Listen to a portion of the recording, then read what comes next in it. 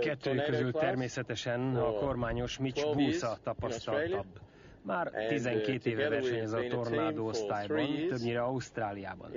1989 óta alkotnak egy csapatot. Világbajnokságot is nyertek már, és szavaikból érződött, nagyon jól kijönnek egymással. Pedig John Forbes még csak 5 éve versenyző. Ausztráliában, mivel soha nincsen igazi tél, az év folyamán minden hétvégén részt vesznek valamilyen regattán, aztán július-augusztusban átrándolnak Európába, mert ekkor van náluk ott lenne a déli féltekén tél.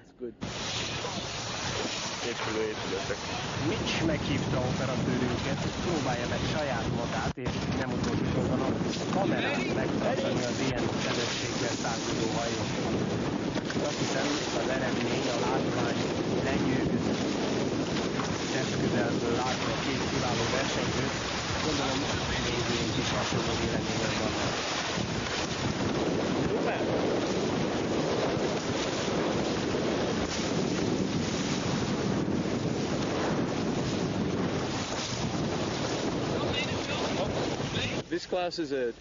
A tornádó hajóosztályban a hajó különben, mondja Mitch, 20 láb hosszú. Ez az egyetlen katamarán, azaz két törzsű típus az olimpiai versenyeken.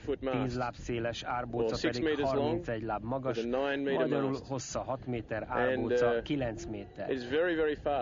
Egyedi tervezés, nagyon fürge hajó, és ha vannak nála gyorsabbak is, ennek a felépítése a legtökéletesebb.